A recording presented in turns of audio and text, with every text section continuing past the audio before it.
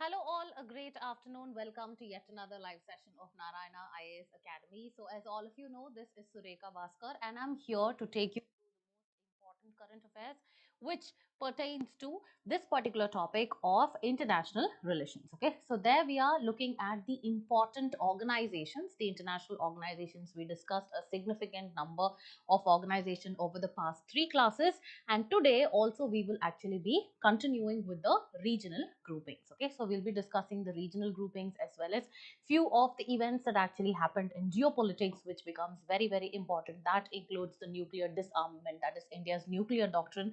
Why is it actually important? Then the Tapi gas pipeline and how it is significant for India. What are the stakes that different countries actually hold over there? All that we will be discussing. Okay, so if you guys are watching this particular video for the first time, I would like to say that this is actually one of the videos of the series, that is the Prelims Masterclass 2025, where we are discussing the most important current affairs of high potential areas for your upcoming preliminary examination 2025. So we've already completed environment and ecology, where you'll be where I had actually discussed with you guys on important topics of environment ecology as well as geography, disaster management and so on. And now we have actually moved on to this particular topic of important international organizations, followed by which we'll be looking at the most important regions in focus, the regions in conflict, etc. and what are the reasons. Okay, so before that we had also completed one more series on important government schemes and initiatives, where we looked at different initiatives by around 17 ministries of the government of India. Okay, so this is actually our third series on that line, that is international relations. Okay, so with not much delay, let us quickly move into the topic. So yesterday we would have started with this particular topic of 1 minute. Yeah, we would have moved to the topic of regional grouping. I hope this color is visible. Yeah, so we started with regional groupings. Okay, so there yesterday we had discussed about ASEAN. Okay, so we discussed about the Association of Southeast Asian Nations, where we discussed who are all the countries of ASEAN, and also the grouping has actually suggested that Myanmar junta has actually it has to focus on the ceasefire rather than conducting fresh elections. Okay, then we moved on to RCEP, where India is actually seeking a membership over here. Okay, so what is RCEP? This is the Regional Comprehensive Economic Partnership. We saw that it had 15 members, that is 10 permanent members of, it has 10 members who are the ASEAN members, as well as the 5 members who actually have the free trade agreement with, which actually includes your Japan, it includes the South Korea and all those countries. Okay, so we discussed on that. And from today we will be discussing from this particular topic, that is South Asian Association for Regional Cooperation, where Bangladeshi leader, interim government leader, Mr. Muhammad Yunus, has actually said that the SARC as a regional grouping was very significant. So now it is important for us to revive this particular grouping in order to focus on certain sectors or the area or the regional development of this particular region. Okay, so this is what this article is. Then we will be looking at the Pacific Island Forum. Okay, where the meeting actually took place at Tonga, and this is actually one of the countries in Oceania. We will see who are all the members. So totally there are around 13 members to this Pacific Island Forum. So we will discuss about that. Then we will move on to the ministerial, or you can say the foreign ministers retreat, that is second BIMSTEC retreat, that was actually hosted by India in New Delhi recently. So we'll be discussing about what is this regional grouping of BIMSTEC, that is Bay of Bengal Initiative for Multi-Sectoral Technical and Economic Cooperation. Okay, so this is what is BIMSTEC. Next, we will be discussing about the Colombo Security Conclave. Okay, Colombo Security Conclave. So this is basically a maritime agreement. Okay, so it is a maritime grouping. So here we will see that Bangladesh was actually the 5th member, or it joined recently as the 5th member. And who are the remaining 4 members, whether India is a part of it or not? Yes, India, Maldives, Mauritius as well as Sri Lanka are the other members. Okay, so recently Bangladesh had to join as the fifth. So that is why this is in news. Then we are moving on to this particular topic of Colombo process. Okay, Colombo process. This is nothing but it is a grouping where countries actually participate, specifically focusing on what is the status of the labor market. Okay, so what are all the status of the contracts or the labor contracts which are associated with the Asia region, and looking at their welfare as well as framing possible, or you can say the guidelines which are favorable for the labor market. So this is what is the Colombo process, where India actually assumes the chair. Okay, then we move on to the GCC, that is the Gulf Cooperation. Okay, so here, all these countries have actually come together in order to release a unified tourist visa, which is similar to that of the Europe's Schengen visa. So here we will be discussing about the Gulf Cooperation Council. So how it is significant, whether India has a what to say significance, or you can say whether whether this has any kind of implications on India or not. All that we will see how it's going to impact India. Next, we will be discussing about the Shanghai Cooperation Organization, and recently we had the meeting which was held at Astana. Yesterday I asked you where is Astana, whether it is located in Kyrgyzstan or Kazakhstan. So the answer is Kazakhstan. Okay. So here we had the meeting. So we will see what is the Shanghai Cooperation Organization, when it actually started. It was initially started by China as well as Russia, and we had other countries joining it, like whether you have Turkmenistan or Tajikistan over there, that is very very important. Others being Kazakhstan, then Kyrgyzstan, Uzbekistan, etc.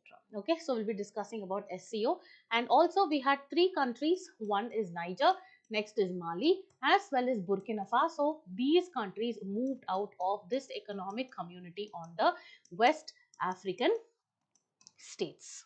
Okay, so that is why it is called as what? ECOWAS. Okay, so we will see what is this grouping and what does it actually focus on. Nothing but regional cooperation in the West African region. So you have a number of countries which are a part of it. We will see which are the countries, etc., like the Guinea as well as the Ivory Coast, and all, Niger. All these countries have actually been a part of this association.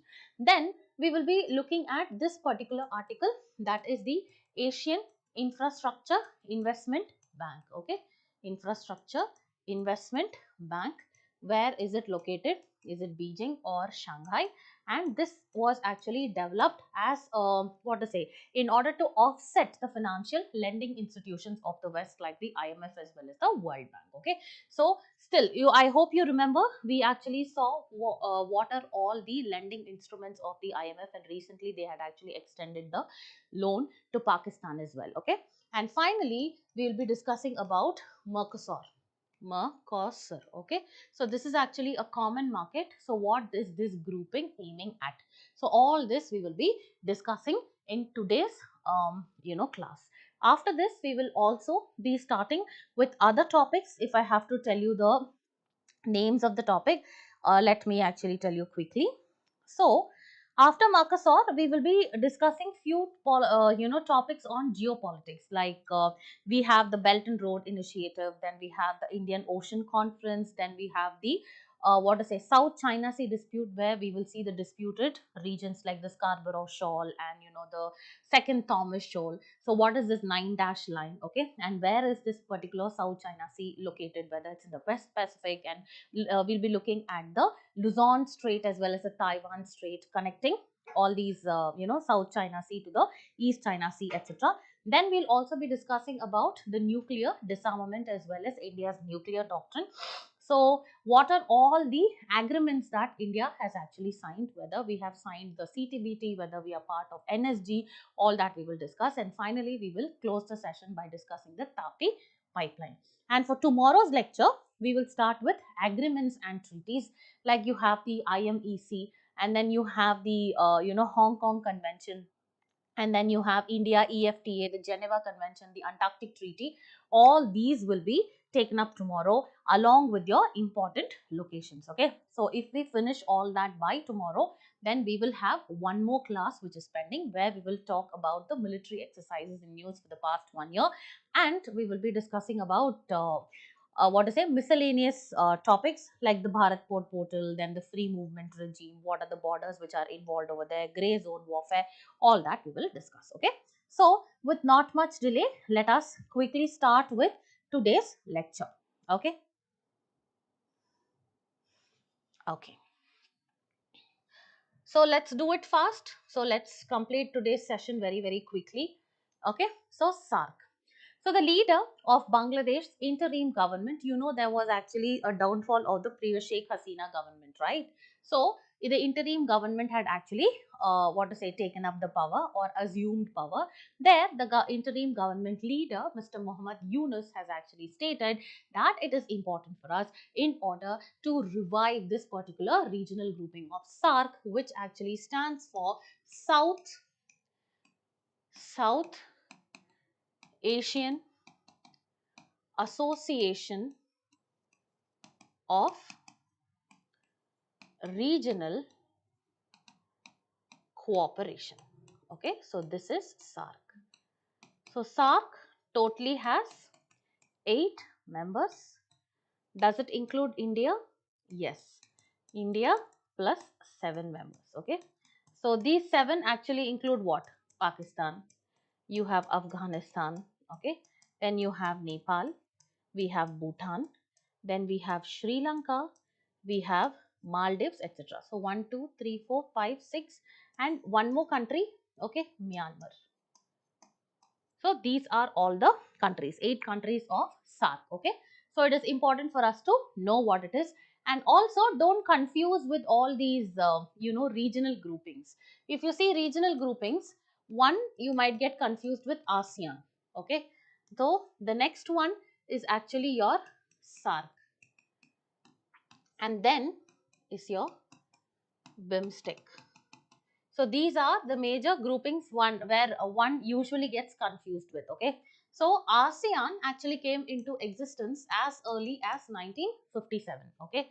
And if you see, it was around 1985 SARC actually came into existence, that is this particular body. And then you have the Bay of Bengal Initiative for Multisectoral Technical and Economic Cooperation.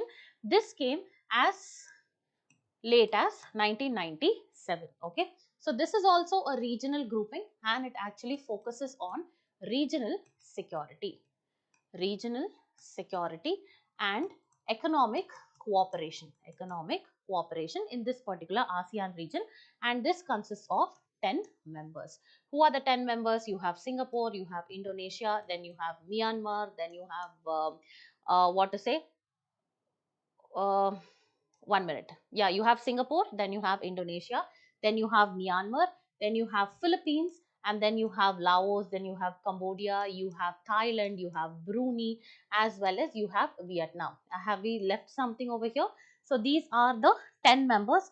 Let me just, we should not go wrong here, right? So one of the countries is actually not striking me right now. So let's see who are the ASEAN members, okay? So ASEAN members, yeah. So we've covered Indonesia. Yeah, Malaysia. Have I covered Malaysia? Yes, we have covered Malaysia as well. Philippines, Singapore, Thailand covered. Then we have Myanmar. Yeah, so one is Malaysia and one is Myanmar over here. And then 1, 2, 3, 4, 5, 6, 7, 8, and 9, and Vietnam. Yes, so all these countries are actually part of your ASEAN. So these are regional cooperation or regional security dialogues. Okay.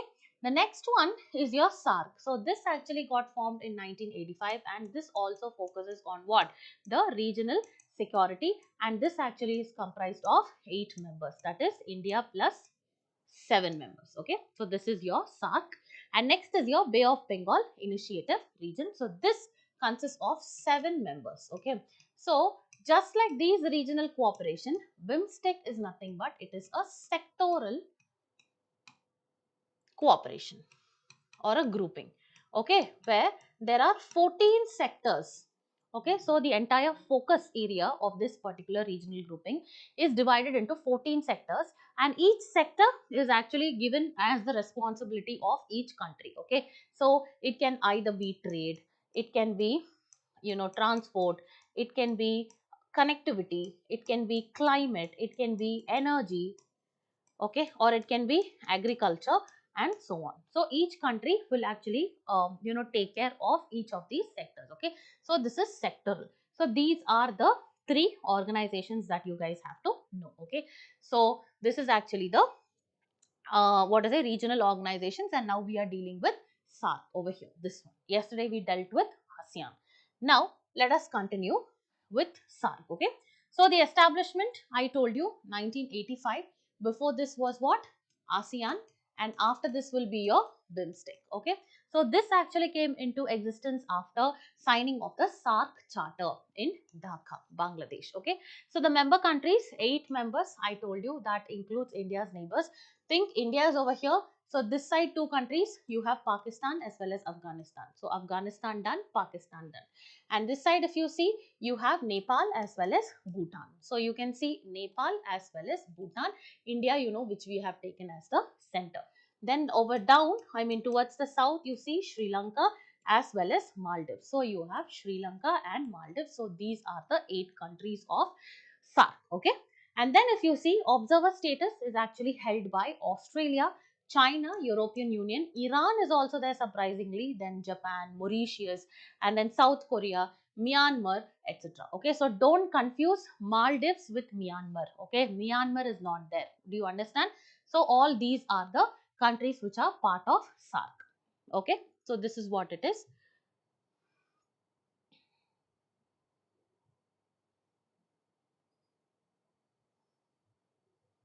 Just a minute. Yeah. So Myanmar also has the observer status, we actually saw over here. Okay, then objectives is in order to promote the economic and social progress, this we know, and improving the quality of life of the regions which are located in South Asia. Okay, and also foster mutual trust as well as cooperation. Where is the headquarters of SARC? It is actually Kathmandu, Nepal. Whereas for ASEAN, where was the headquarters? It was in Jakarta, Indonesia. Okay. Whereas if you say for BIMSTEC, it is Dhaka, Bangladesh. Okay. So this is about your SARC region. These are all your members. Okay. So Maldives and Sri Lanka, Myanmar is not there. Myanmar actually has the observer status. Now, moving forward, what are all, first you have look at this map. You have Pakistan. So India is the first one. Next is Pakistan and Afghanistan. Towards this side, you have Nepal as well as Bhutan. Okay. And then you have Bangladesh over here. Here you have Sri Lanka as well as Maldives. So these are the 8 countries. These are the SARC countries. The principles which it actually holds is sovereign equality, and then territorial integrity, then political independence, then non-interference, as well as mutual benefit among the member states. And the previous meeting in 2014 was actually held in Nepal. Okay, and in 2016 it was actually supposed to take place, but then it was suspended due to the Pulwama terror attack that actually took place by Pakistan in India. Okay, so that is why it is actually it is a body that is stagnated, and that is why people are calling for its revival. Okay, so this is what is your article about SARC. And one more thing you need to know is this particular SARC region, this constitutes around 21% of the world population. And then overall, if you see about the geographical area is around 3%, and if you see it is around 4% of the global economy. Okay, so this is about your SARC. Now, let's move on to the next one. This is the Pacific Island Forum. So, the annual meeting of this PIF, that is the Pacific Island Forum, recently took place in Tonga. Okay, so Tonga is what? It is actually a country in Oceania.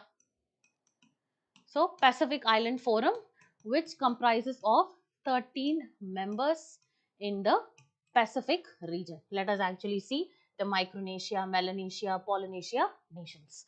So, about this particular organization, it is an intergovernmental organization that came into force in 1971, consists of 18 members located in the Pacific region. Okay, so the Pacific region, these areas are divided into 3. One is Micronesia.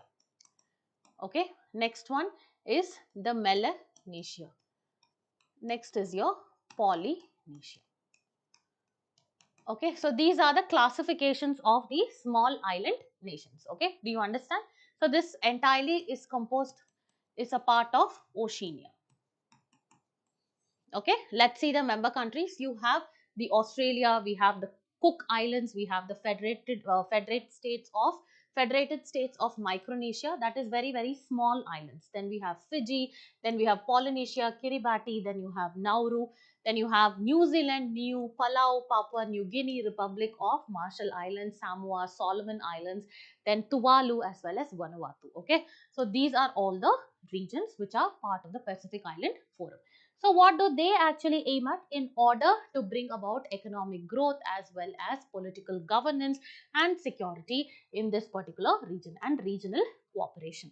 Next one, it envisions a resilient Pacific region. Okay, so the Pacific region has to be, and what to say, it has to be resilient and it has to be characterized by what? Peace, security, harmony as well as social inclusion, and there has to be prosperity and there has to be increase in the standard of living of the people, and it has to result in productive lives. Okay, so this is what is your Pacific Island Forum. Now if you look at the map, you have Micronesia. Okay, and this is what, this is actually your Pacific region. This is your East Pacific and this is your West Pacific. Okay, so towards the northeast you can, towards the northwest you can actually find the Micronesia, which actually consists of very small islands. And then you have Melanesia, which consists of the Solomon as well as the New Caledonia, Fiji, etc. And then you have the Polynesia, where you have the Cook Islands as well as the French Polynesia. All these together make the Oceania region. Okay, so this is what is the Pacific Ocean and the associated island states. So if you see the meetings and the outcomes, however, not very important. Here there are annual meetings which are held where all the members come together and discuss the key issues and make the decisions. And these decisions are implemented by the Pacific Island Forum Secretariat. And also they are actively involved in raising funds for climate action. Okay, so specifically through the Pacific Resilience Facility, very important. This is a funding facility which is actually restricted to this particular region. Okay, so it is it's a mechanism that is established by the Pacific Island Forum, and however this has a current shortfall. So it actually aims at a funding of around $500 million, but right now it has only 380, so short of $120 million for climate action. Okay, so this is what is your Pacific Island Forum. Let's move towards the next body, that is your BIMSTEC. Okay, Bay of Bengal Initiative for Multi-Sectoral Technical and your Economic Cooperation. So recently India actually hosted the second foreign ministers retreat of the BIMSTEC in New Delhi. So that is why this particular organization has been in news. Okay, now let's move forward and understand about BIMSTEC. So it stands for Bay of Bengal Initiative for Multi-Sectoral Technical and Economic Cooperation. I told you it came up in the year 1997, and this is through Bangkok Declaration. Okay, through Bangkok Declaration. This is nothing but in order to improve the technical and the economic cooperation, okay, among the countries which are present in the Bay of Bengal region. That is why it is Bay of Bengal Initiative. Okay, so this comprises of the littoral and the adjacent countries of Bay of Bengal. So what are the countries? You have India. So if you see in this Bay of Bengal, so this is Bay of Bengal, right? Bay of Bengal. So what are the countries? You actually have your Nepal, you have Bhutan. So 1, 2. The next one you actually have what? You have Myanmar over here. So Myanmar is also a part. And then you have Sri Lanka as a part of it. So Sri Lanka. So 1, 2, 3, 4, 5. And there are 2 Southeast Asian nations which actually includes Thailand. Only one, I think so. It is only Thailand, I believe. Let's see. It has 7 member states. One is actually, sorry, we forgot Bangladesh over here. Yeah. So, Bangladesh is a part, okay. So, these are the Bay of Bengal region, India as well as Nepal, Bhutan, then you have Bangladesh, then you actually have Thailand, and then finally you have your Sri Lanka. So, 7 member states, Bangladesh, Bhutan, Sri Lanka, Nepal, Thailand. then Myanmar as well as India. And if you have to know, Nepal and Bhutan were not founding members and they actually got membership only after 2004. Okay, so this is actually your regional grouping of BIMSTEC. So if you see, it has 7 member countries. So one is actually India, followed by Nepal, Bhutan, Myanmar, Bangladesh, Thailand, Sri Lanka, and the first summit actually held in Thailand. Okay, so this totally accounts for 22% of the world's population.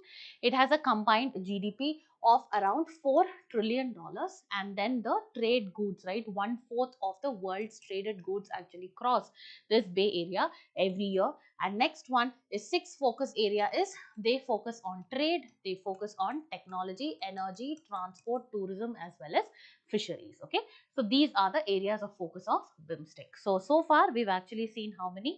First we saw ASEAN. I told you that only came into existence as early as the 1960s. So around 1967 it actually came into existence. After that was the SARC grouping, which actually comprised of 8 members, India along with the neighbors. Okay, so don't forget Maldives, and Myanmar is just having the observer status under SARC. Okay, then we actually moved on to look at this particular BIMSTEC, where there are 7 members, India along with Thailand. You just have to remember that, and the other areas of the Bay of Bengal, which includes Bangladesh, Myanmar, Nepal, Bhutan, Sri Lanka, etc. Okay, so all these you need to know, and combinedly what do they contribute to and what are the areas of focus in this particular area. Okay, so this is what you need to know. So about BIMSTEC, the headquarters is in Dhaka.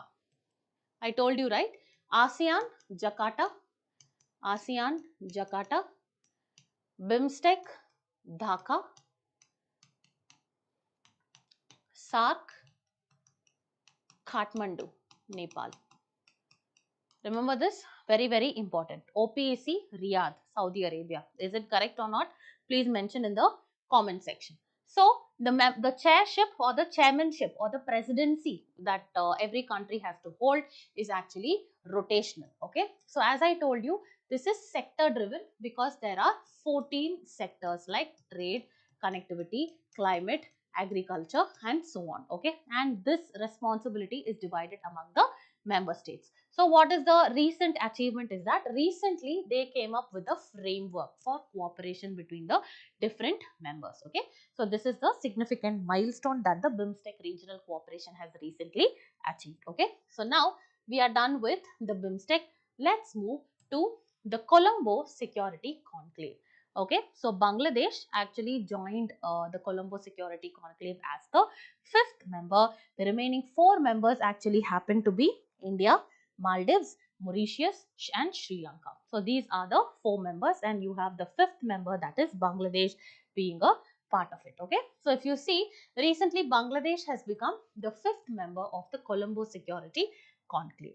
Let's move forward and understand this Colombo Security Conclave. Okay, so this is a conclave that basically focuses on few of the features. Okay, so Colombo, okay, so it is a maritime security. So trilateral maritime security. Who are the 3 regions that actually came together?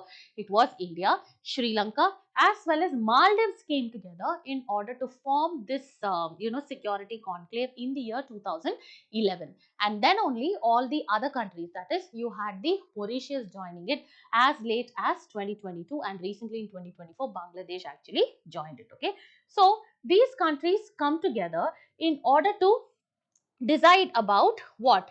Your maritime safety and security. Okay, so there has to be safety and security, and in case of any kind of disasters, then what you have to give is the humanitarian aid as well as the assistance.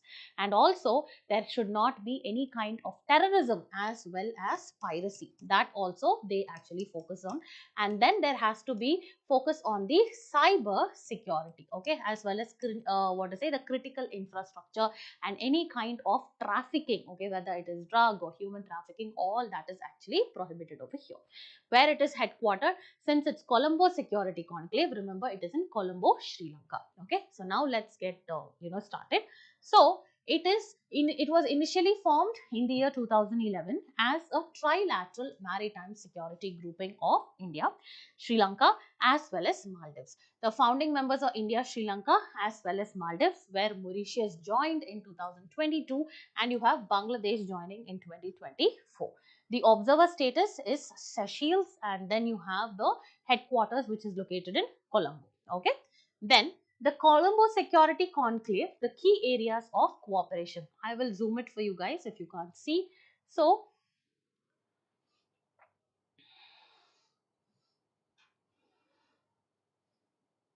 not able to.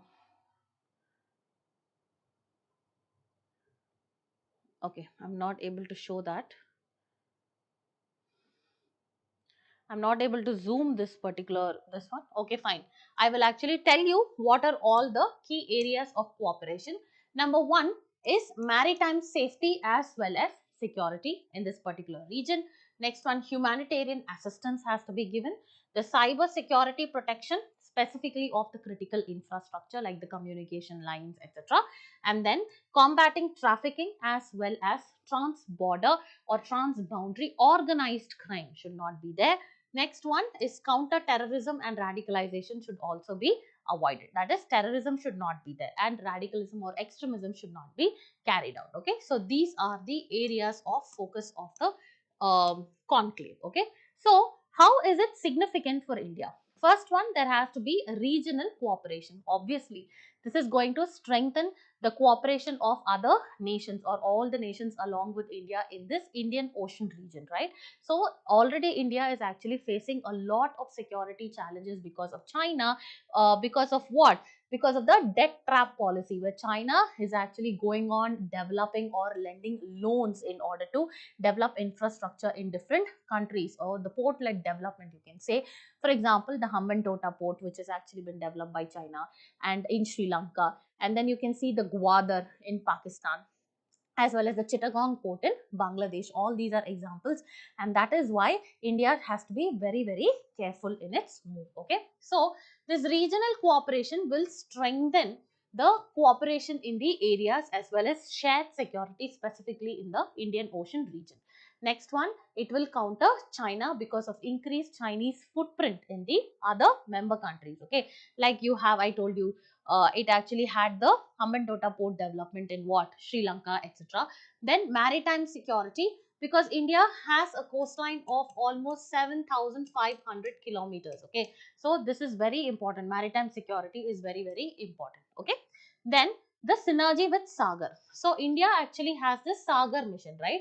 Sagar stands for security and growth for all in the region. For all in the region.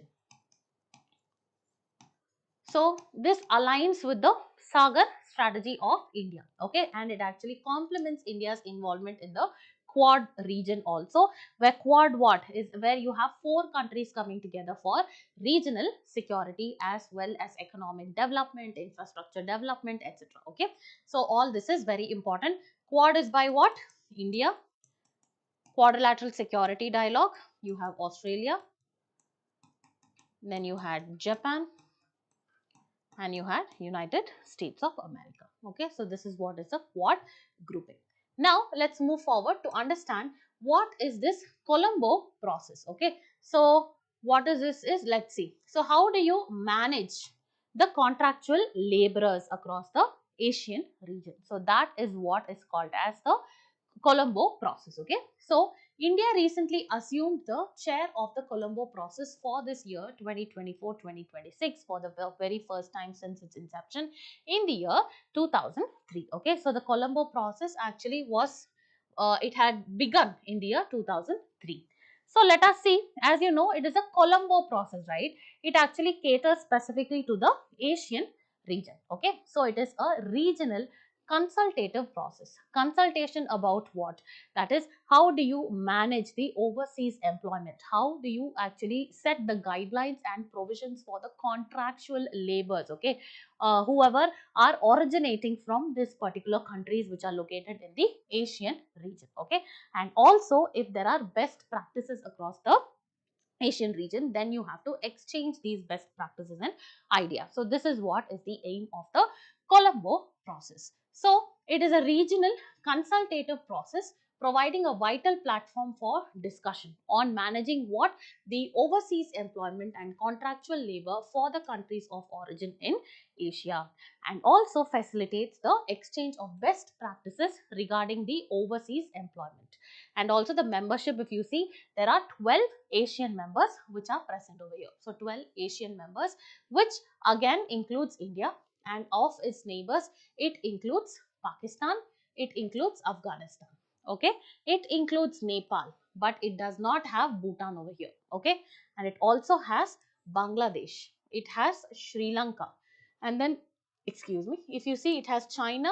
Then here only I told you, I got confused a bit. Here only it actually has what? Two of the Southeast Asian nations, that is Cambodia as well as Vietnam. And then you have Philippines also, as well as Indonesia. And India has been a member since the inception around 2003. Okay, what are the objectives of this particular process is that share the experiences and the lessons learned and exchange with each other the best practices across the globe with respect to what? The contractual labors as well as overseas employment. Next one, consult on issues faced by the overseas workers and derive at what? Your practical solutions, and also optimize the benefits of development from the organized overseas employment. So this is what is the Colombo process, and they also review and monitor the implementation of the ministerial recommendation. So how is the decision making made of this Colombo process is that the process is not binding, and the decisions are made by consensus of all the countries in the Asia region. And one more thing very important is that the coordination is managed through what? Through the permanent mission of the member states at the United Nations in Geneva. Very important. Coordination is through permanent missions of member states at the United Nations in Geneva. Secretariat support. Here the IOM, that is International Organization for Migration, provides the technical support for this particular Colombo process. Okay. Next one, the IOM, part of the United Nations system, is leading intergovernmental organization that helps in the promotion of humane as well as orderly migration, and this has been put in practice since the year 1951. Okay, and it has 175 member states where India is also a part of. That is what? Your IOM. This is talking about IOM. Whereas this Colombo process has 12 Asian member states. Okay. So this is what it is. Now let's move forward. This particular Colombo process has thematic areas of work. Okay. So thematic area working groups are actually present where you have the skills as well as the qualification. There it is actually chaired or it is headed by Sri Lanka. Whereas you have remittances, it is by Pakistan. Okay. And whether there is actually ethical recruitment, that has been done by Bangladesh. Okay. So here we will see it has thematic area working groups. So skills and qualification chaired by Sri Lanka. Next is Bangladesh, that is ethical recruitment. Next is Thailand, that is labor market analysis and analytics. And then remittances by Pakistan. Then pre-departure orientation and empowerment. This is done by Philippines. Okay, very, very important.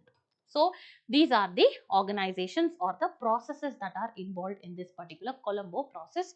So far we discussed about ASEAN, South Asian Association. Okay, sorry, this is the what is it, Association of Southeast Asian Nations. Okay, then we discussed about SARC, South Asian Association for Regional Cooperation. How many members are there? ASEAN has 10 members, and then SARC has 8 members including India. And then we discussed about BIMSTEC. BIMSTEC has around 7 members, and India is also a part of it. Okay, do you understand? And then we discussed about the Colombo process. We discussed here, we spoke about the labor contracts, okay, which are taken care of over here, or the migration or the organized migration which takes place in the Asia region, and the role of IOM, that is International Organization for Migration. Do you understand? Now let us move forward and see the next article, that is the Gulf Cooperation Council. GCC is very, very important. It has already been asked in the previous years. Okay, so GCC very important. So let us actually continue after drinking some water.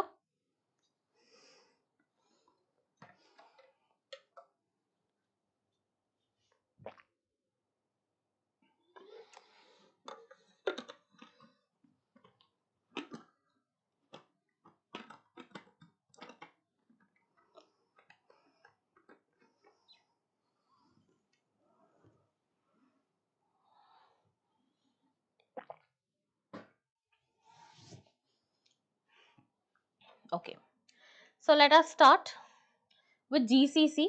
See, why this is in news is not very important. Sometimes the organization becomes important. Okay, like for example, you have rats, which is recently seen in news, is associated with which one of the following organizations. Okay, and then sometimes they can actually ask, they won't ask that a unified visa has been given by which of the following. Here they can ask which of the following countries are not a part of this GCC. Okay, so that can be asked, or which of the countries actually got recently pulled out of GCC, and GCC focuses on which of the following areas. Those kind of questions can come. Okay, so the Gulf Cooperation Council has recently announced a new unified tourist visa, and this is actually similar to the European Schengen visa, and this actually allows for travelers to visit all the 6 Gulf countries and to stay there for more than 30 days. Okay, so this is why this particular GCC is in the news. Let us actually see what is GCC. This is whether it's a regional cooperation, it is a political and an economic cooperation. Okay, so this consists of countries which are present in the Middle East. Okay, so over here if you see, and specifically if you see the members, you will better appreciate it over here. So you can see Saudi is a part of it, then Bahrain, then you have Kuwait, you have Qatar, then you have UAE, then you have Oman. Okay, so these are all the countries which are part of the GCC. Okay, so now let's go back and see what are all the members. Okay, so you have the Bahrain, Kuwait, Oman, Qatar, Saudi Arabia and UAE. Okay, so how many nations are there? 1, 2, 3, 4. 1, 2, 3, 4, 5 and 6 countries are there. Okay, so remember it somehow. Okay, something like COBS. I always remember it like COBS. Okay, so this is actually Kuwait, this is Oman, this is Bahrain, this is Saudi Arabia, and apart from this, I remember UAE, K. Okay, UK. I remember it like that. Okay, so these are the countries which are part of the GCC. So the GCC members and Yemen, these people are also the part of the Greater Arab Free Trade Agreement. Not important, but if you know, apart from the GCC members, you have Yemen also added to it to be a part of Greater Arab Free Trade Area. And recently, Morocco and Jordan have actually applied for the membership, but still they haven't become the members. Okay, then the objective is to have integration, coordination and interconnection between the members or the countries which are actually present here in all the fields, and it was established in Riyadh, Saudi Arabia. The organization structure is that it consists of the Supreme Council, which is the decision making body, the Ministerial Council and the Secretariat General. Okay, so let's move forward and see. I told you Supreme Council, this is the highest authority of the GCC, and the Secretariat is located in Riyadh. Okay, that is Saudi. Now GCC Monetary Union is there. It is ratified by the Saudi Arabia, Kuwait, Qatar as well as Bahrain. Not very important, but you just have to know from this Monetary Council, Oman had opted out in 2006 and UAE also opted out in 2009. So you know there are different countries over here, that is COBS UK. Okay, so Kuwait, Oman, Bahrain, Saudi, UAE as well as what? This is Kuwait, right? This is Qatar, sorry. Qatar. Kuwait is K. Okay. So moving forward, let's see about the next organization, that is the Shanghai Cooperation Organization. Okay. So the defense ministers meeting of the Shanghai Cooperation Organization recently took place in Kazakhstan, where at Astana. Okay, so sometimes these kind of places can actually be in news and they can ask this is associated with which of the following regions. Okay, so the Shanghai Cooperation Organization, actually the defense ministers meeting, annual meeting took place over here. So it is important for us now to understand about this Shanghai Cooperation Organization.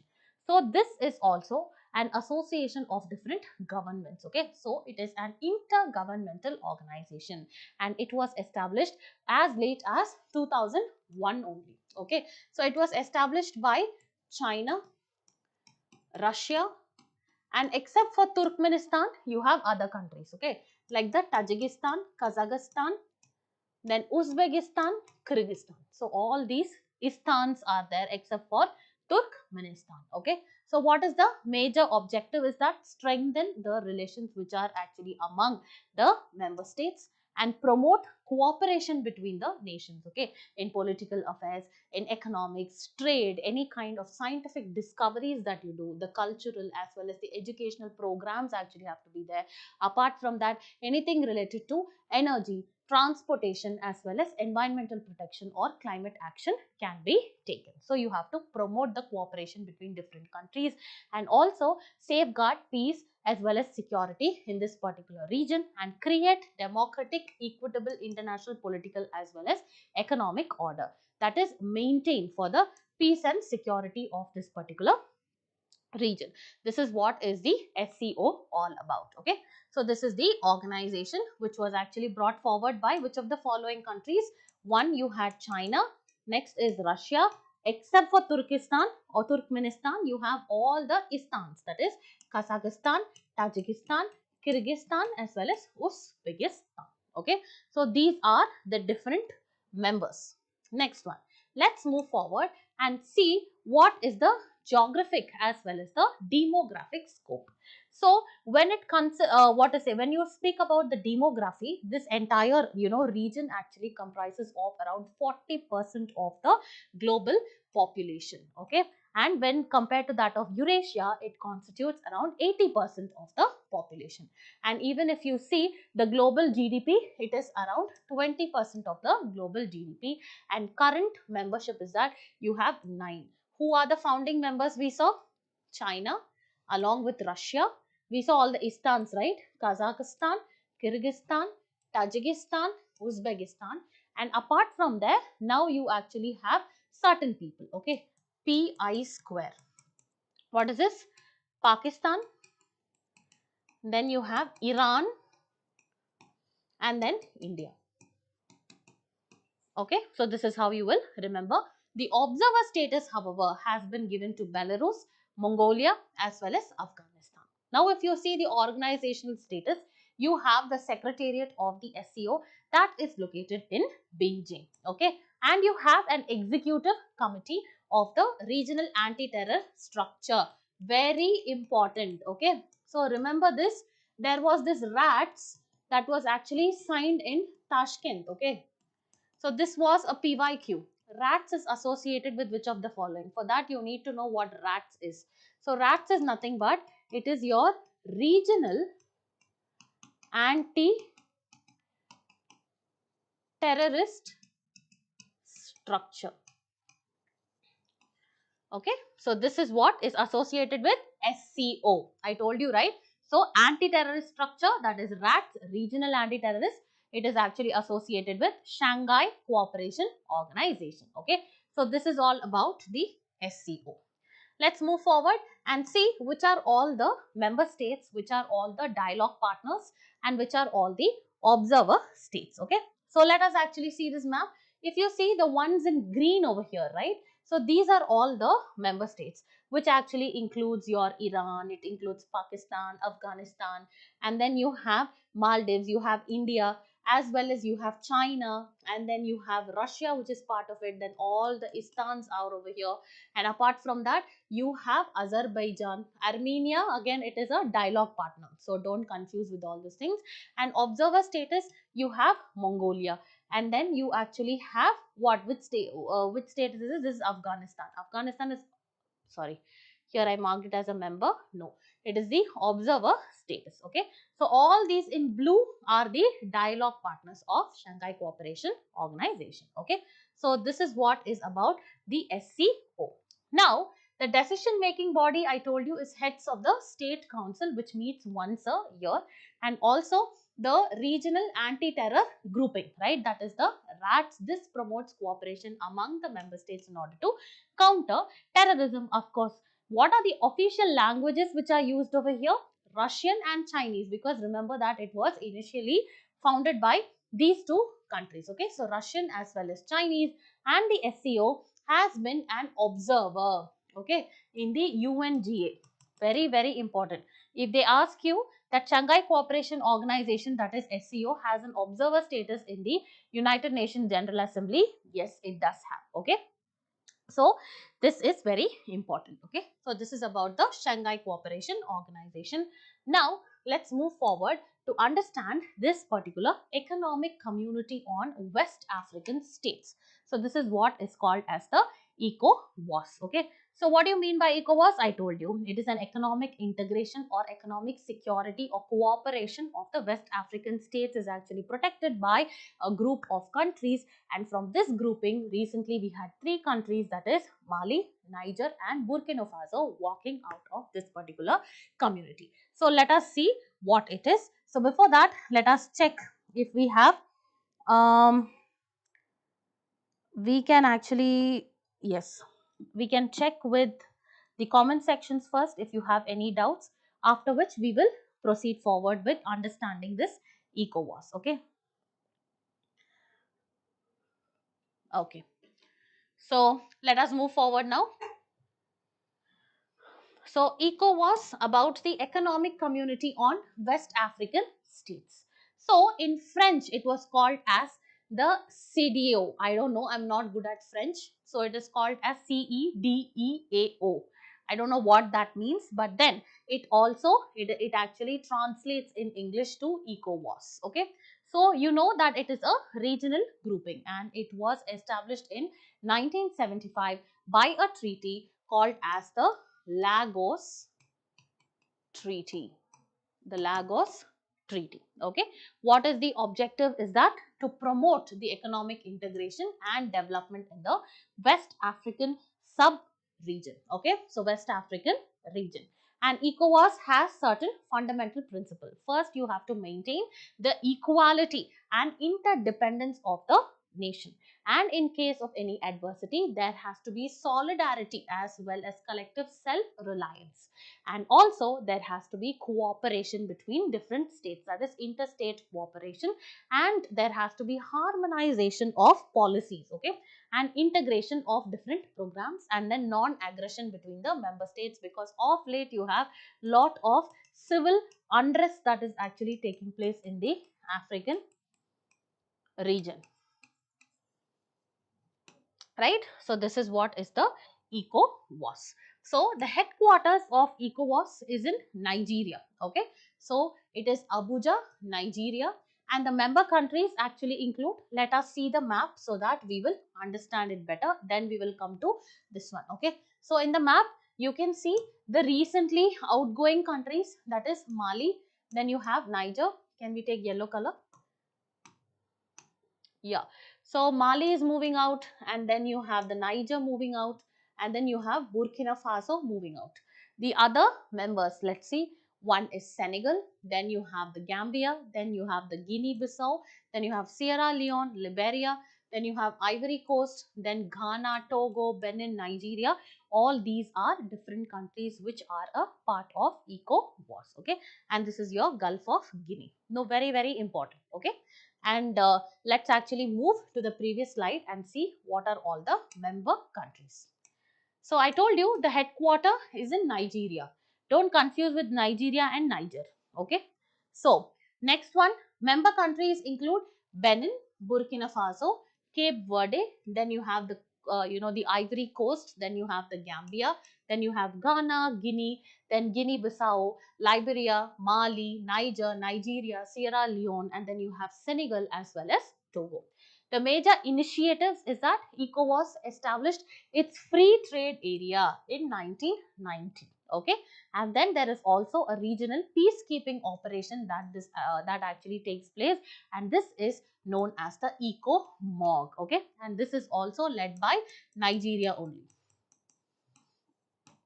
Okay, so this is what is about the SCO, that is the Shanghai Cooperation Organization. Okay, now let's actually move forward to the next article.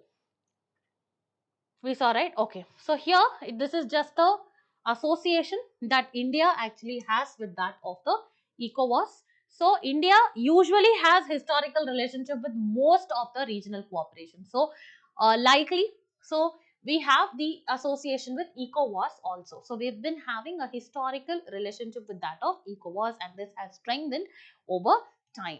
And we have an observer status, okay, in the ECOWAS right from 2004 itself, and we have extended line of credit also around $250 million to ECOWAS, and also ECOWAS backs India's bid to be a permanent member of the United Nations Security Council. So this is what is the article. Okay, so now let's move forward to see this particular Asian Infrastructure Investment Bank. So you know, right? So banks that actually gives out loan for investment in infrastructure, investments in infrastructure as well as development, specifically in the Asian region. So this is what is called as the AII B. Okay, so the AIIB's board, the delegation, this actually visited India in order to review our ongoing investments and explore if there are any new opportunities in the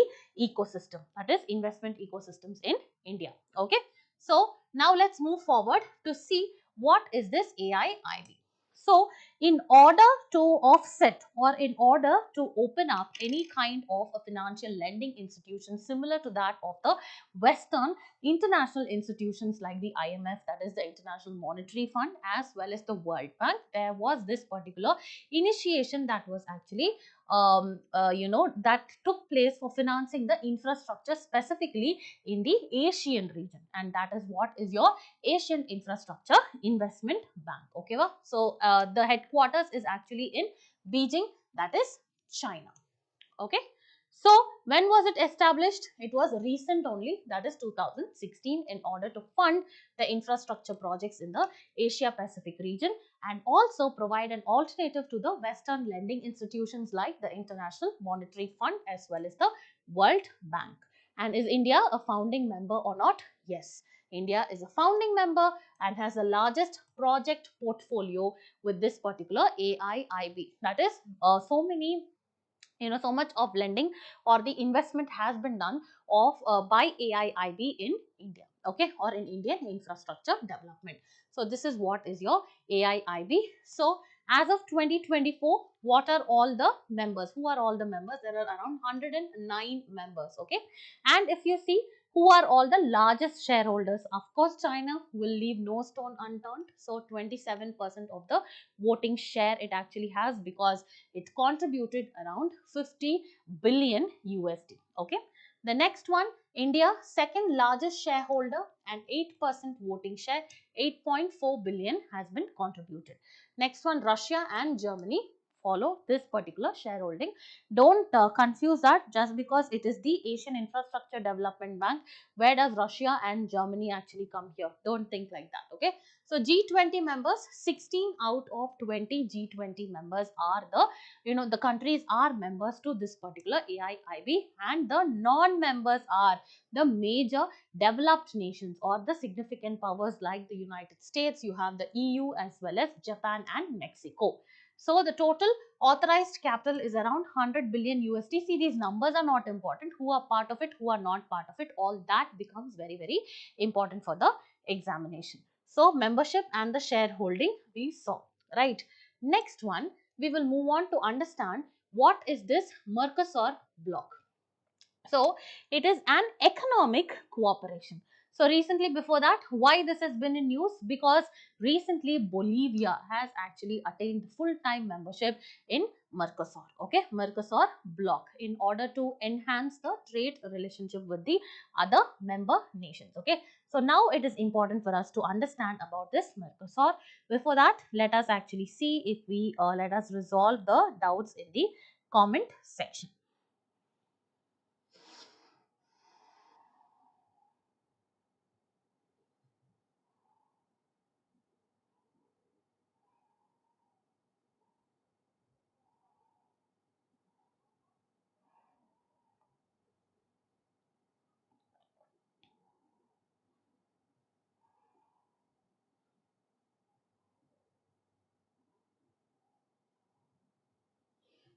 Okay, so let us continue with Mercosur after having some water.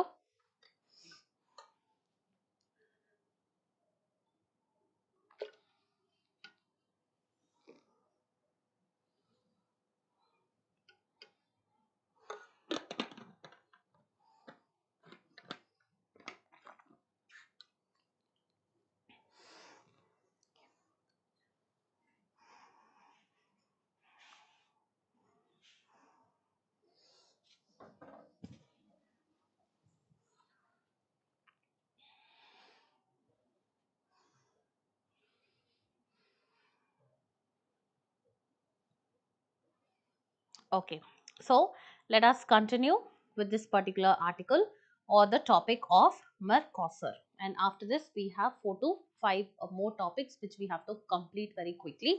So, recently, as I told you, Bolivia attained a full-time membership of Mercosur bloc in order to enhance the trade relations with the member nations. Mercosur, that actually means the Southern Common Market. Okay, so meaning Southern Common Market, it is actually an economic and a political alliance which is in Latin America. Okay, alliance in Latin America.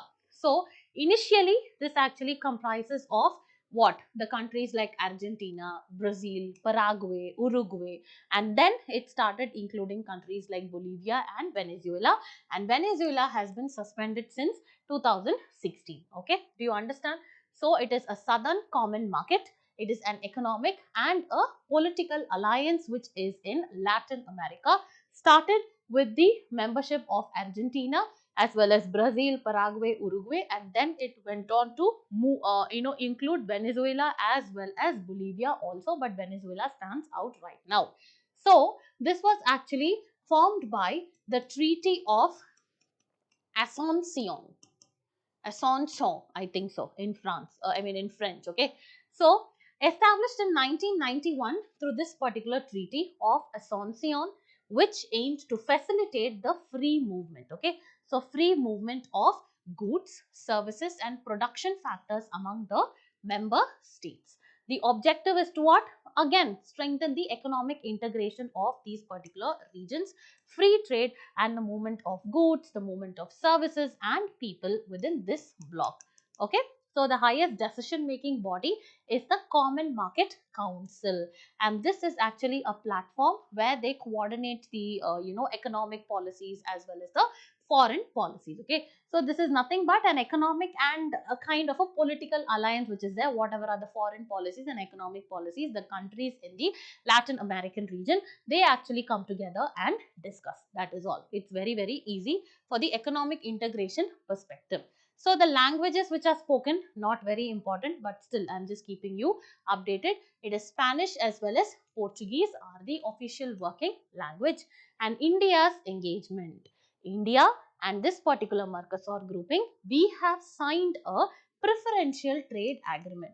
So you need to know what is the meaning of these, agreements. For example, the preferential trade agreement, the free trade agreement, the MFN status, all this. Okay, so we will discuss in the upcoming articles.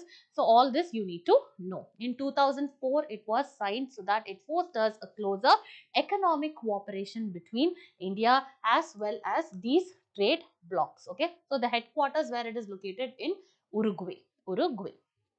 So this is all about your topic on your international organizations and bodies.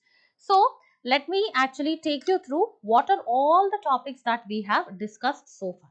Okay, so we had actually started with international relations, where the first topic we dealt with is the most important one, that is the United Nations. We first looked into what was the necessity for the creation of an international organization because the World War, okay, because of the World War II. And why World War II actually happened? Because Germany invaded Poland in 1939, and there was actually no fruitful output that the League of Nations had actually provided, which was established after World War One. So League of Nations gets established after World War One. So there was no fruitful results because it did not prevent the occurrence of World War Two. So World War Two fought between two major factions. One is the Allied nations and next is the Axis powers, and eventually the Allied nations consisting of UK, US, the USSR, all of them actually won against the Allied nations of Germany, Italy as well as Japan. Okay. Then what happened? This particular United Nations gets established in the year 1945, and it is actually working on a fundamental guideline like the Constitution of India, and that was called as a UN Charter. So any inclusion or exclusion of a member to the United Nations, whether it requires the amendment to the UN Charter or not, whether it requires the unanimous voting of the UNSC or not, all that we saw. And then we saw United Nations work on six important organs. One is the United Nations General Assembly. We have many members where India is also a part, and where the resolutions are passed regarding the geopolitics as well as the changing global order. So all that is taken care of in the UNGA. Then you have the Secretariat. Then you have the UNSC, which comprises of 15 members, 5 permanent members, to which all the countries almost are wanting to be a part of because of increased representation in that particular body. Okay, because these 5 members of US, UK, France, Russia, all these countries actually have what? A superiority because they can cast a veto. So even if one of the powers don't say okay to the resolutions, then what happens? The resolution actually does not get passed. Okay, so that is why the permanent membership of India has also been denied. Okay, so China is also a part of it. Now we moved on to discuss about various other organizations in the United Nations itself, like we discussed about the UN, the International Postal Union, the Telecommunication Union. Then we discussed about the Global Anti-Terror, or you can say Anti-Terrorism Funding Trust. Then we discussed about the UN Peacekeeping Forces, or the Blue Helmets, which was very, very important, the UN Statistical Commission, as well as the International Seabed Authority. So all these we actually discussed, around 11 organs under the United Nations, which was very, very important. Okay, and also we discussed about the Maritime Organization also. So that is also very, very important. Okay, so after discussing all this, we moved to another set of international organization with respect to trade, etc. And that is where we started with the World Trade Organization. And then we looked at different groupings like the L69 as well as the G7. We saw G8, G20. We saw the C10 as well as G4, and where India on behalf of G4 had presented a model reforms which was required to the UNSC. All these things were discussed. Okay, so after discussing all the other international bodies, what we had done is we gradually transcended to the regional groupings. So regional grouping is what, the groupings that are focused on the Indo-Pacific, the regions that are focused on the South China Sea, and the regions that are focused on the Asian regions. That is where we discussed about ASEAN, we discussed about SARC, we discussed about the BIMSTEC, and we also discussed about the Mercosur, the Pacific Island Forum, where the 18 countries from the Pacific region came together to discuss about the economic integration, etc. And moving forward, we discussed about other organizations also that right, we discussed over here. And now we are now moving towards what is another important topic is geopolitics. Okay, for example, the Belt and Road Initiative. So Belt and Road Initiative actually encompasses the CPEC, okay, that is comprehensive, the corridor that is actually passing through Jammu and Kashmir. Okay, so this POK region. So let us actually see how it is a hindrance to India and what is the implication it is actually having on India. Okay, so any other topic that we have actually missed out? No, right? So we saw IMF lending instrument, OPEC, the oil cuts, then the Codex Alimentarius, commission, CAC, whether India is a part of it or not. All that also we had discussed sufficiently in detail. Then we are now moving on to what? The next one, that is geopolitics, that is Belt and Road Initiative, that is the China CPEC. It's not comprehensive, it is China Pakistan Economic Corridor, right? So apart from that, you have other corridors also. What is the Silk Route? What is the maritime trade route that it actually enhances in order to enhance the infrastructural development? What are the initiatives? All that we have to discuss. So now we are moving to the topic of geopolitics. Okay, so in this geopolitics, we will actually discuss different topics. The first one starting with Belt and Road Initiative. Then we'll discuss about the Indian Ocean Conference. There also we'll discuss how significant is the IORA as well as the other countries in the Indian Ocean. Then we will see what is India's nuclear disarmament or the nuclear doctrine. We will see the Tapi pipeline, that is the Turkmenistan. Then what? Afghanistan, Pakistan as well as India's pipeline. Let us actually see that. And then we will move towards the nuclear disarmament. I told you the South China Sea conflict we will see, and what are all the shoals and the areas that India wants to actually, that China is claiming, and what is the sovereignty that the other regions are claiming is what we will discuss right now. Okay, so we will see what are the topics right now.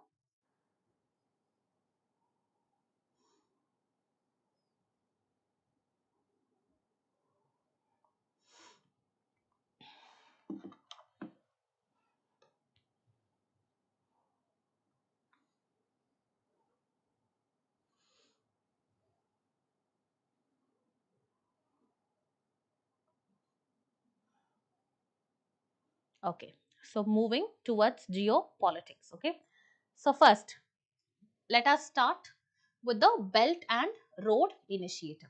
Okay, so what is this Belt and Road Initiative? So recently, if you see, two nations, that is Nepal and China, have recently signed the Belt and Road Initiative. Okay, so what you mean by Belt and Road Initiative is that it is an initiative for the development infrastructural development and connectivity. Connectivity between what?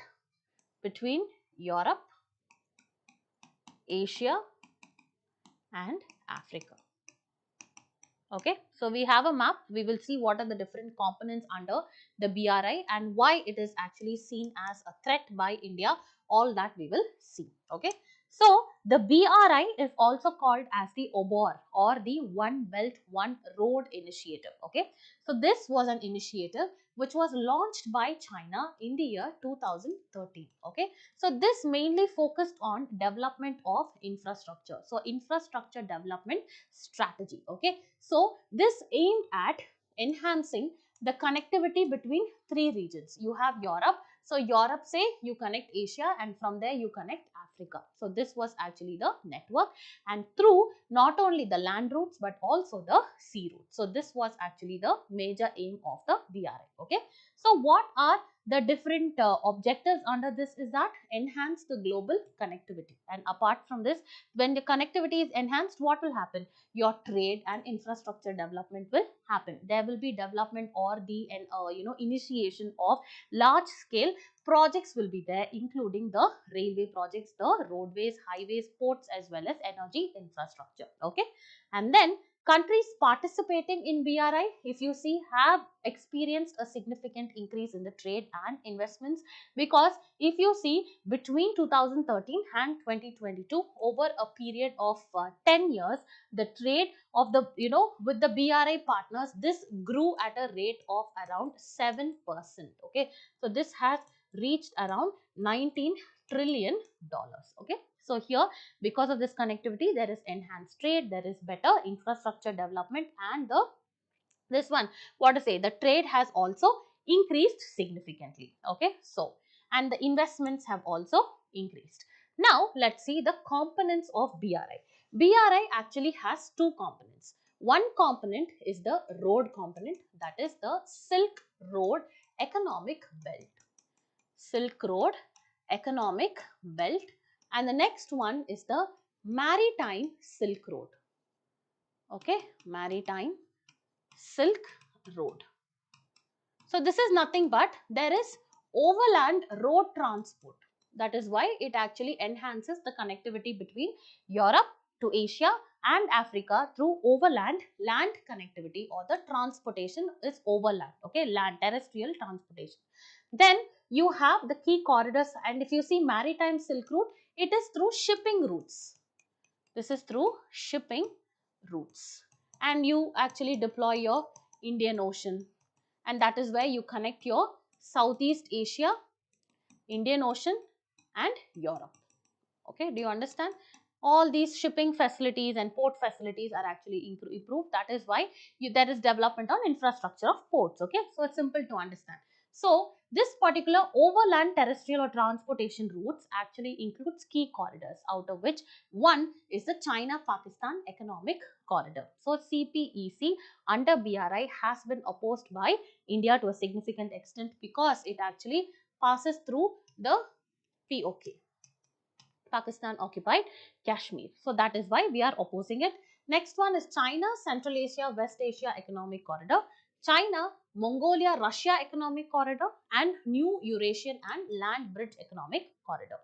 The next one is Maritime Silk Road. This is actually enhances the maritime infrastructure like the port development, or focusing on the port infrastructure, then developing these shipping routes which link Southeast Asia to the Indian Ocean as well as Europe. Okay, this supports the development of the shipping facilities. That is why under BRI they start focusing, that is China specifically focuses on other members, developing port infrastructure in other countries. Like in Sri Lanka you have the Hambantota port, and then you have in Bangladesh you have the Chittagong port, and you have in Pakistan you have the Gwadar port.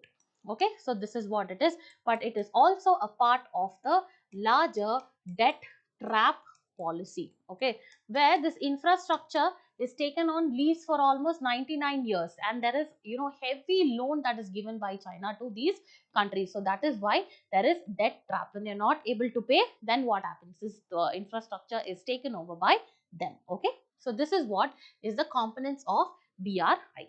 So if you see this particular map, if I can zoom, I don't know, today I'm not able to zoom on this board, but still just follow my pen marker. So if you see Silk Road Economic Belt, I told you, right, the terrestrial route, this actually starts over here. If you see, it connects Europe, then it comes towards Asia, and then it comes towards what? It comes towards China over here.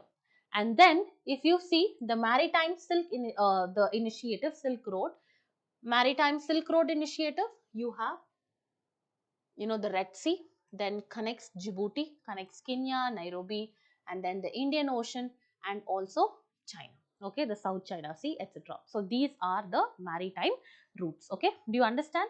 Now let us actually move forward. So India stands on BRI. This is actually opposing the CPEC.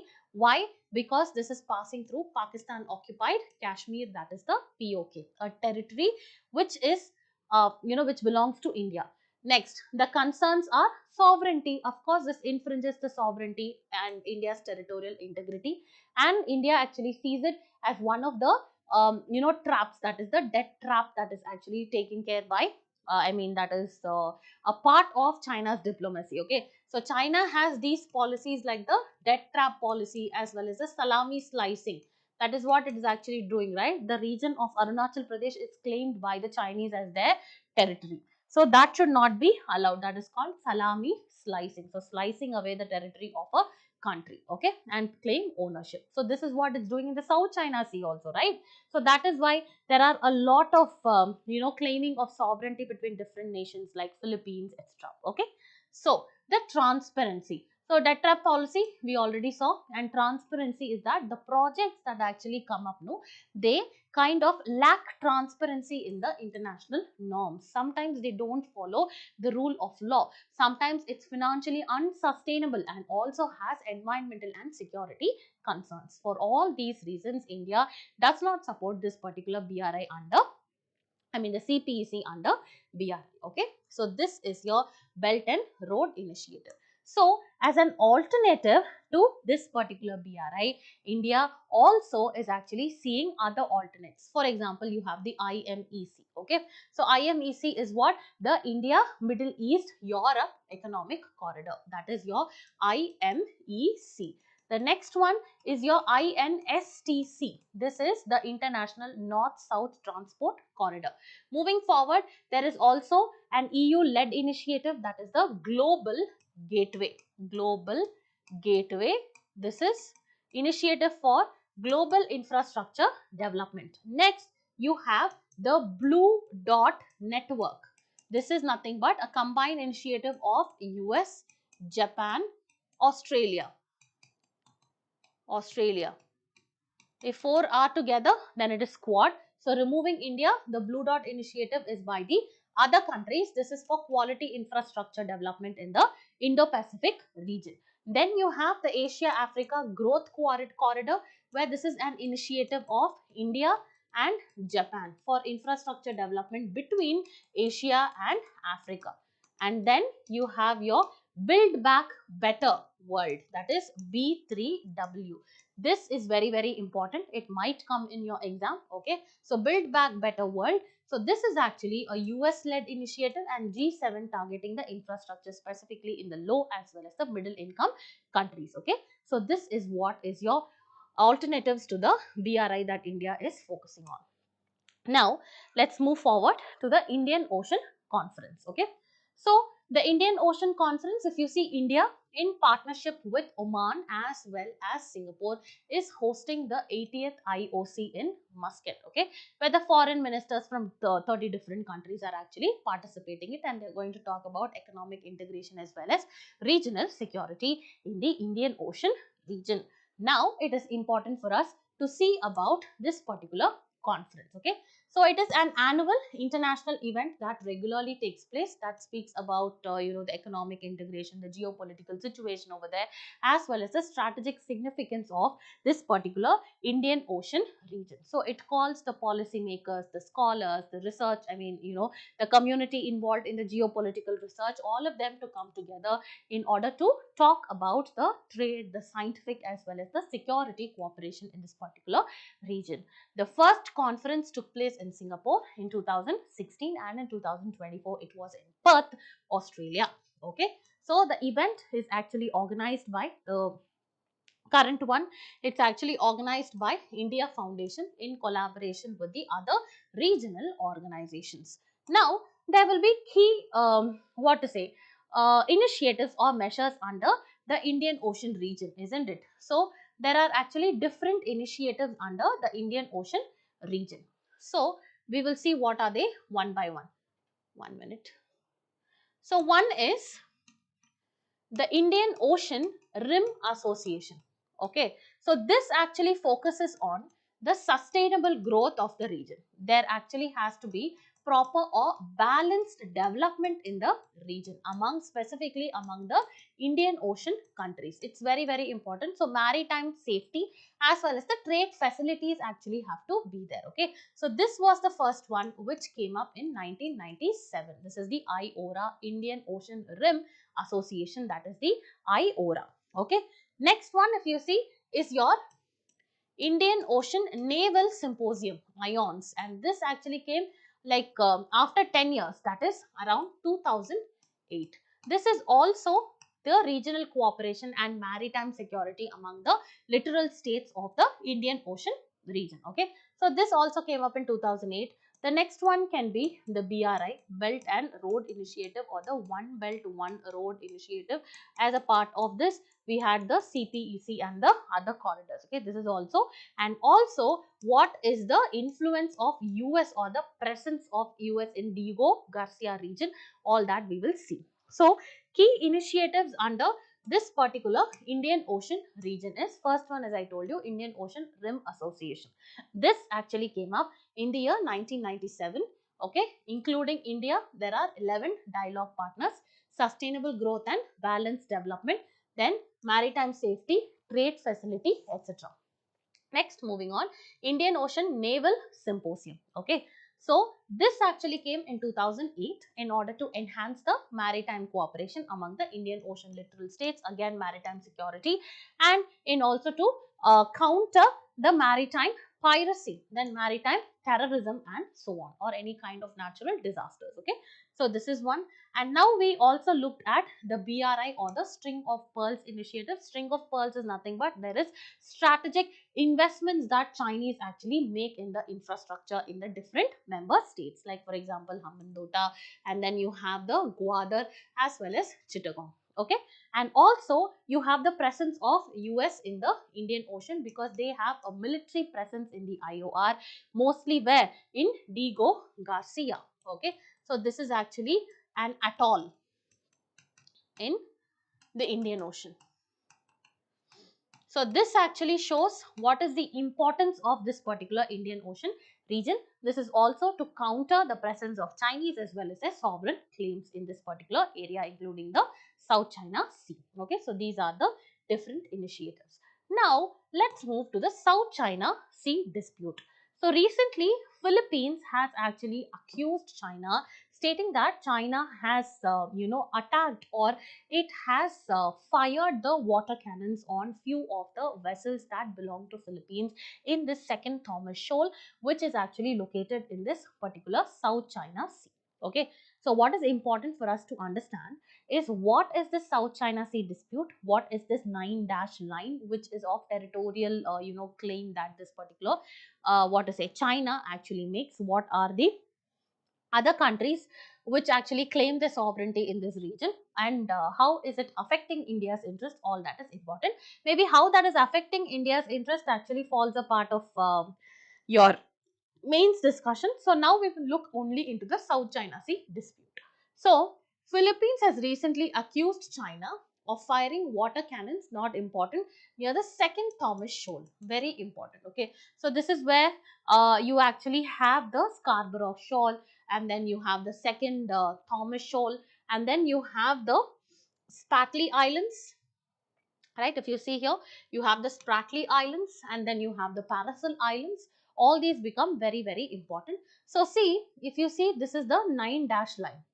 9 dashes are there, and this is the area that is actually claimed by China, stating that all this entire region belongs to me. That is what China says. Okay, but there are different countries located over here. There is actually Philippines, there is Vietnam, which is located over here. All of them also have territorial claims. So that is why there is a lot of insecurity or chaos or volatility or insurgency that is actually taking place in this particular area. So here you can see the Spratly Islands, you can see the Paracel Islands, and this is the area of the South China Sea. Okay, so let us actually see what is the news about. So let us see first of all, what is the second Thomas Shoal. So this is also called as the Ayungin Shoal. This is the second Thomas Shoal.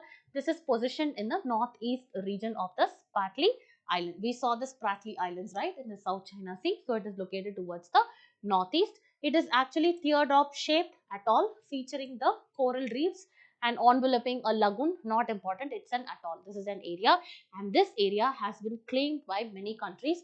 Apart from China, you have Brunei, Philippines, Malaysia as well as Vietnam claiming this particular region. Okay, now let's move forward and see the Chinese 9-dash line and all the artificial islands that are actually being developed by this particular country. Okay, now let's move forward and see, what do you mean by South China Sea? Okay, so South China Sea is first of all a marginal sea.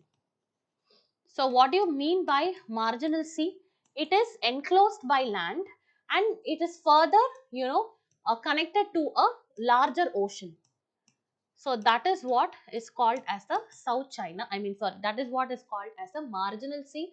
So it's a marginal sea located in the West Pacific. So you can see here, This is the West Pacific. It is a marginal sea which is actually located over here. So this is actually connected to the East China Sea through number of straits, that is called as the Taiwan Straits as well as the Luzon Strait. So you can see the Paracel Islands here. You can see the Spratly, and then you can see South China Sea. This is the shoal, Scarborough Shoal, that I told you, and you have different countries like Vietnam, Malaysia, Indonesia, Philippines over here. And over here between this Thailand as well as Philippines is what you have the Luzon Strait as well as you have the Taiwan Strait over here. Okay. So this is what is this article talking about.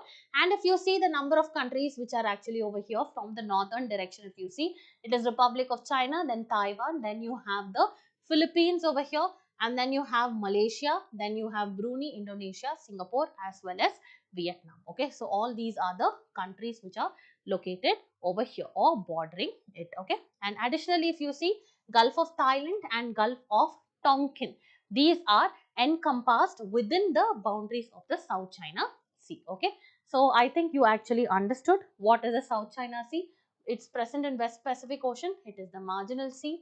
It is connected to the East China Sea through the Taiwan Strait and to the Philippine Sea by the Luzon Strait. Okay, so all these become very, very important. So this is actually your South China Sea. So now we are done with that article. Let us move to the nuclear disarmament article. So we have nuclear disarmament and one more topic. By the time we finish, I think it will be correct. So nuclear disarmament. What do you mean by disarmament? This is nothing but disarmament means disarmament. This actually means reduction or elimination. Reduction or elimination of weapons of mass destruction. Okay, weapons of mass destruction. So this can be either nuclear weapons, okay, this can be chemical, and it can also be biological. So doing away with all this is called as nuclear disarmament. So on September 26, the United Nations, that is 2024, the United Nations actually observed the International Day for the elimination of nuclear weapons, that is total elimination of nuclear weapons. So what is important for us to understand here is what are all the different initiatives or the legislations or the treaties that are signed with respect to the nuclear disarmament or total elimination of nuclear weapons. Okay, so this is what we'll be discussing, of which India is a part, India is not a part, whether we've signed it or not, all that. So global efforts to prevent the use of nuclear disarmaments. First is the NPT. This is Treaty on Non-Proliferation of Nuclear Weapons. Okay, so this treaty actually came in the year 1968 and it came into force around 1970. Why? In order to prevent the spread of nuclear weapons and to promote disarmament. Disarmament means now countries should actually not or totally reduce and give up the nuclear weapons is what they actually aim to say. So according to this treaty on non-proliferation, what happens? It divided the countries into two. Okay, so nuclear proliferation or the nuclear weapon states and the non-nuclear weapon states. Okay, so this was actually, India is not part of this particular treaty. Why? Because India feels that it is very, very disadvantageous. Why? Because it actually is kind of a treaty which is saying that the nuclear weapon states actually have to use the nuclear weapons in good faith, and those who don't have it don't develop it at all. This is what this treaty actually says. That is why India is not supportive. So let us see. Signed in 1968, came into force 1970 in order to prevent the spread of nuclear weapons and to promote disarmament. Divides the world into two. That is, one is nuclear weapon states, next is non-nuclear weapon states. Okay. Next one, it requires the nuclear weapon states to pursue the negotiations of disarmament in good faith. Okay. So even when you actually have it, it's okay, but then negotiate it to reduce the use of it. That's what it is saying. And India never signed it. Okay. So India is actually the fourth country not to sign it. Along with it, what? Pakistan, South Sudan, as well as Israel also has not signed this particular treaty, because India feels that this is discriminatory, because it says that fine, those who have it, it's okay to have it. So it is legalizing the possession of nuclear weapons by a few states. And recently North Korea withdrew from the treaty, as early as 2003. Okay, so this is what is your nuclear, this is the non-proliferation treaty. Okay, so this is treaty on non-proliferation of nuclear weapons. India is not a part. Remember, India is not a part. The next one, nuclear suppliers group. Okay, so again, India not a member. India is not a member. So this again talks about the non-proliferation of nuclear weapons. Okay, so this is through two set of guidelines. One is for nuclear exports and nuclear related exports, and this actually came into, that is the NSD nuclear supplier groups, came only after India tested its nuclear power in 1974. This was actually created. India again not a member. Next one, if you see, comprehensive nuclear test ban treaty, that is CTBT. Okay, so here this was actually opened for signature as early as 1996. This actually aims to ban all the nuclear explosions for both civilian as well as military purposes. And this treaty was signed by 185 countries and it was also ratified by 170 countries, but it did not come into effect because major powers like US as well as China did not sign it. Again, India has not signed it. So related to that of the nuclear treaty, nothing. So no proliferation of the nuclear weapons treaty. Next one is nuclear supply groups. Next is the comprehensive test ban treaty. 3, India has actually not signed or ratified. Now the next one is treaty on prohibition of nuclear weapons. Again, India is not a part of it, and this was actually adopted by the United Nations in 2017. So treaty on prohibition of nuclear weapons, and this was open for signature in 2018. This is to prohibit the development, testing, production, stockpiling, transfer, use of this particular nuclear weapons. Okay, so this represents significant step towards nuclear disarmament, not important. So India is not a member. This is very, very important. So next one, let's move forward to look at India's nuclear doctrine. Okay, so India's nuclear doctrine is actually based on two principles. Remember that.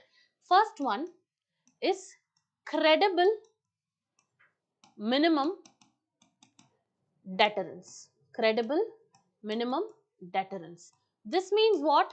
You have to have enough of nuclear power that your attacking country should be fearful that when they attack you, the consequences or the repercussions are going to be severe. Okay, so that is called as credible minimum deterrence. And the second one is no first use principle. Okay, so unless and until being attacked first, India will not voluntarily go and launch its nuclear weapons on any country. So this is what is India's nuclear doctrine based on. Okay, so this is credible minimum deterrence and no first use. That means India will not use the nuclear weapons unless it is attacked by an adversary, okay, using the nuclear weapons. And we also have the principle of retaliatory strike. That is, once you strike me, then I will actually retaliate massively and it's going to be unforgivable. So that is what is this one. Okay, next one is global disarmament. So India basically supports global disarmament and emphasizes the need for non-discriminatory nuclear agreements. That is why when you should not possess, that means no one should possess. Okay, so you should not be discriminatory in those kind of rules. So this is what India actually professes and practices. So all the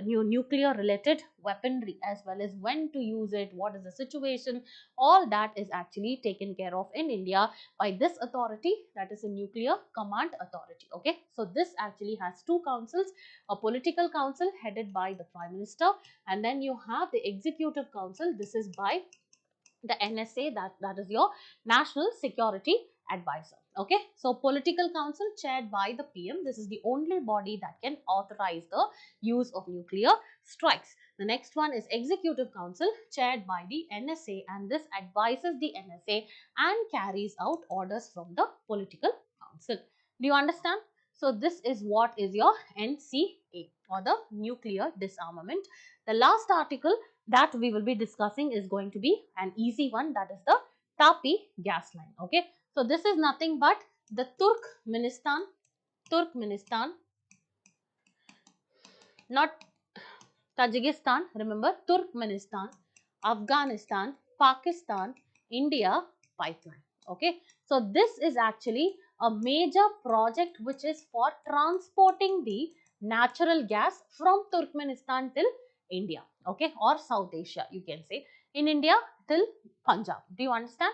So let us see the connectivity points and what is this particular project. Okay, so the pipeline is of a length of approximately 2000 kilometers. Okay, so let's see the countries involved: Turkmenistan, Afghanistan, Pakistan and India, around 1800 kilometers.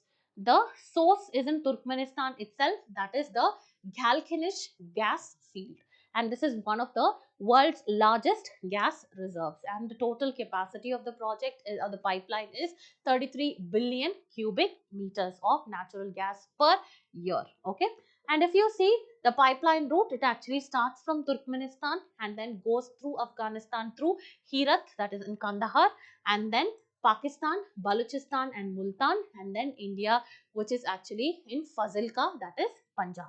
And if you see the stake distribution, that is the ownership that they actually share, India and Pakistan share 42% each, and then the remaining 16% is by Afghanistan. Okay, so it also has a transit fees of around $500 million per year.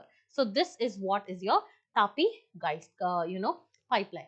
So you see the Galkinish gas field in Turkmenistan, it starts over here and moves to Herat, and then you have Kandahar in Afghanistan, and then it actually moves to Multan and Fazilka, and this is India. So this is Tapi through four countries it's actually passing through. Okay, so this is the gas the Tapi pipeline. Okay, so this is what till here we've actually completed.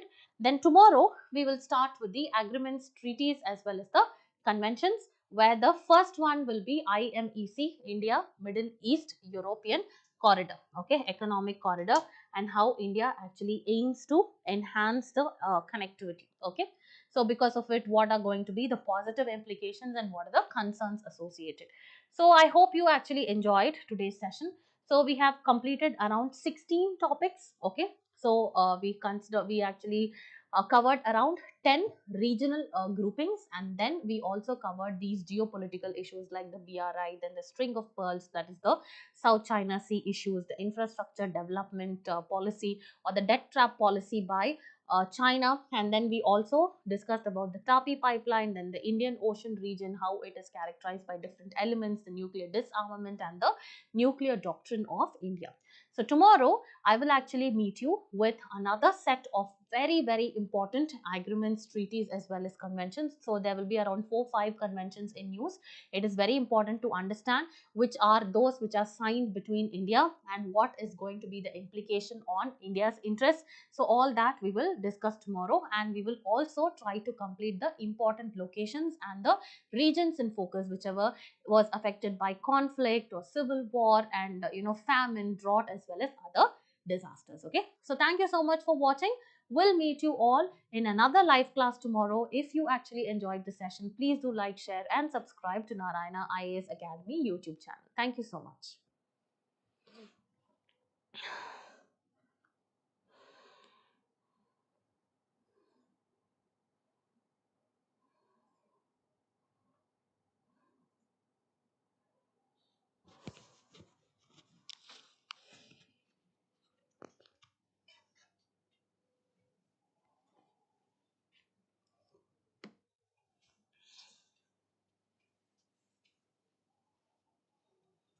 DNA के लिए कुछ बोला?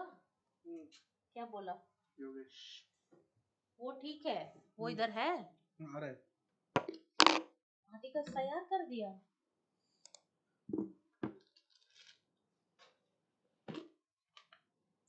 Thank you, my dear.